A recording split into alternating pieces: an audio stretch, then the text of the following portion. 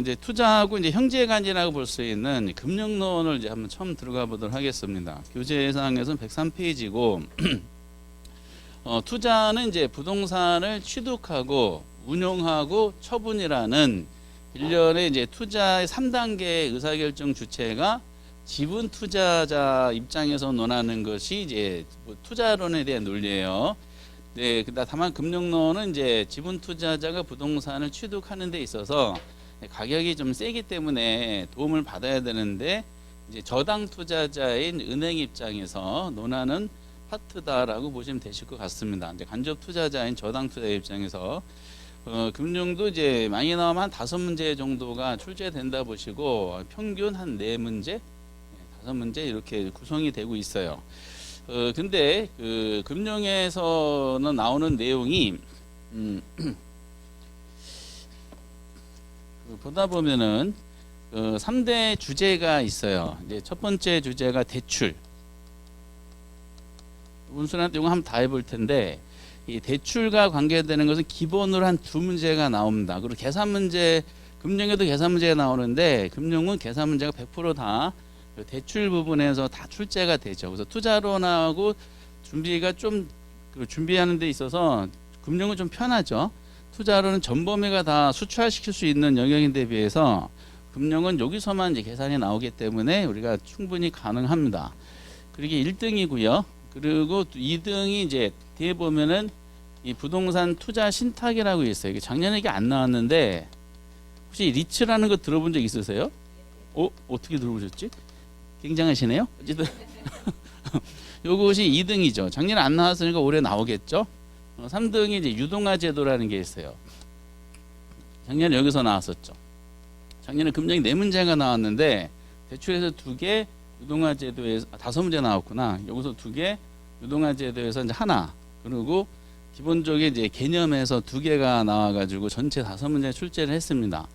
기타 등등이 있긴 있어요. 그런데 나머지는 이제 나중에 요약집으로 퉁쳐도 됩니다. 다만 이 3대 주제 중에서 이 리츠는 이제 법이 좀 개정이 될 가능성도 있어요. 이제 정부도 바뀌었으니까 정부가 바뀔 때마다 큰 법률 개정이 있는데 리츠가 이제 2001년도에 처음 만들어졌지만은 그 이후에 끊임없이 변화가 됩니다. 그래서 리츠는 이제 법이 개정되는 상황을 보면서 이제 진행해 보도록 하겠습니다. 나머지 이 부분을 한번 건드려 보도록 하겠고요.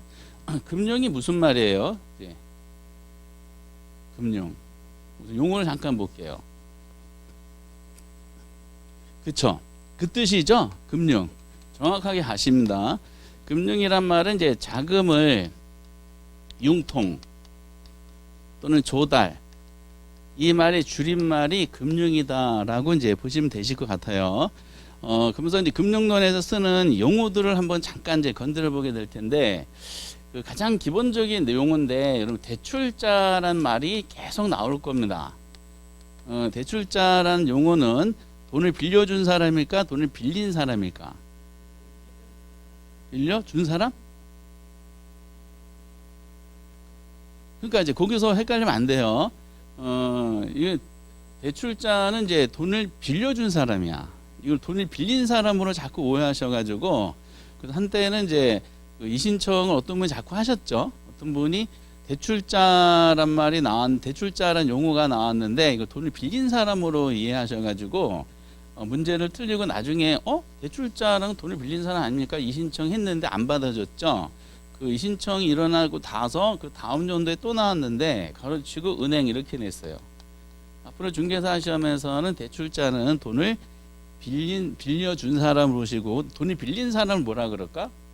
차입자다라고 하면 되는데 한자를 봐도 이게 돈을 빌려준 사람이고 돈을 빌린 사람이죠. 대출자는 이렇게 이제 보통 쓰니까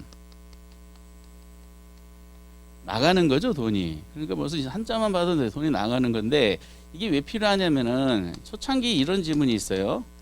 장기절이라는 말이 있죠. 장기는 대출 기간이 길고요. 상환 기간이 길고 그리고 이제 절이는 금리가 낮다는 뜻인데 장기 절이는 유리한 대출 조건이다. 이렇게 만약에 나왔다 한번 보세요. 이게 맞는 말이야, 틀린 말이야? 그쵸? 먼저 이렇게 하잖아요. 이건 미완성된 지문이에요. 이거 맞을 수도 있고 틀릴 수도 있는 거야, 이게. 이해되세요? 만약에 그 대출자 시험 문제에서 대출자 측면에서 논하면 이거 뭐 유리한 거야, 불리한 거야? 불리한 거지. 이거 틀린 지문이 되고 차입자 측면에 논하면은 이건 맞는 말이 되는 거야. 그래서 이게 입장에 따라서 똑같은 문구가 이제 여러 번 나오게 될 텐데 이게 입장에 따라서 내용이 달라진다는 것을 주의해 주시기 바랍니다. 그래서 용어적인 면에서 이제 건드려 주시면 좋겠는데 이 질문을 대출자가 왜 돈을 빌려준 사람이야 라는 거를 시험 보기 한 달 전에도 질문을 받는 그 내용 중에 하나죠. 그리고 또 하나가 투자로 공부하실 때 소득이도 공부하시면서 가의순존에 있었죠. 근데 순영업 소득하고 세전수지 사이에 뭐가 있었어요? 순영업과 부채소득 사이에 세전 사이에 부채 서비스액이 있었죠. 정확하게 알고 계셔야 돼요. 이게 원어가 원서에 보면 이렇게 돼 있어요. 뎁 서비스 커버리지 레티오. 그래서 그대로 번역을 해서 부채 감당 부채 서비스액 이렇게 이거 자체는 그래서 이제 이 뎁 서비스라 그래서 부채 서비스액이라고 그대로 번역하는 게 일반적이거든요. 근데 투자론에서는 거의 95% 이상이 요 말을 써요. 전문 용어니까. 근데 이게 금융론에 넘어오면은요 부채 서비스액이라는 말을 거의 안 써요. 이게 그래서 무슨 뜻이죠? 원리금 상환액. 원리금 상환액은 또 무슨 말? 원금 상환분과 이자 지급액의 합. 요거요. 이런 표현도 정확하게 아셔야 돼. 원금 상환분과 이자 지급의 합. 원리금 상환액이라는 말을 많이 쓰는데 이것도 용어 통일 안 됐어요. 혹시 기출 지문 같은 거 보시다 보면은 특히 옛날에 보면은 이제 저당 지불액이란 말을 많이 나왔었어. 저당 지불액이란 말이 나와도 같은 의미다라고 보시면 되고, 저당이 타인 자본에 대한 지불액이니까 요걸 지불한다는 논리로 해석했던 것 같고요. 노골적으로 월부액이라고 표현한 경우도 있어요. 그러니까 금융론에서는요, 요 세 가지 말이 다 활용이 돼요. 그래서 이제 용어가 통일 안 된 부분에 대해 약간의 아쉬움이 있는데, 다만 이제 근래에는 이제 그래도 원리금 상환액이란 말로 제일 많이 활용하는 것 같습니다. 그러니까 이렇게 생각하시면 되실 것 같아. 부채 서비스액은 투자론에서 주로 나오는 개념 쓰는 용어고, 금융론에서는 이 말보다는 원리금 상환액을 많이 나오는데, 요 표현과 요 표현도 출제원에 따라서 언급하더라라는 걸로 이제 같은 의미로 확장해 주시기 바랍니다. 용어들이 틀리면 좀 속상한 상황이 발생하기 때문에 그렇죠. 그리고 이제 여러분 또 하나 용어가 대출 원금이라는 거 아시죠? 무슨 뜻이? 저당원금, 융자원금, 대출 원금인데 무슨 뜻? 내가 처음에 꾼 돈, 그렇죠? 대출 원금 처음에 꾼 돈이야. 근데 대출 잔금이라는 거 있죠? 저당 잔금, 융자 잔금, 이거 무슨 말이에요? 이건 그러니까 이제 아직 안 갚은 돈, 대출 원금이 남은 돈이죠. 이거요. 대출 원금하고 대출 잔금인데 이제 우리는 이자액을 구해야 돼요. 계산 문제 낼 때 이자를 구할 때는 여기다가 이자율을 곱하겠죠. 그렇죠? 요 퍼센티지율을 이제 통해서 이자액이 나올 텐데 여기다가 대출 원금을 집어넣어요. 대출 잔금을 집어넣어요. 대출 잔금을 집어넣는 거야. 기출 지문으로 어떻게 나오냐면은 이자를 구하기 위해서는 이자를 항상 대출 잔액에다 적용한다 이런 식으로 표현했었어요.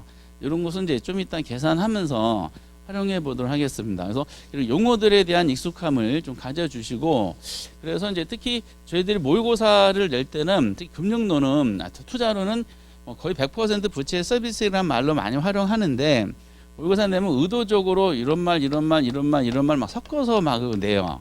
이건 어쩔 수 없는 그 시험 준비다라고 이제 생각하시기 바랍니다.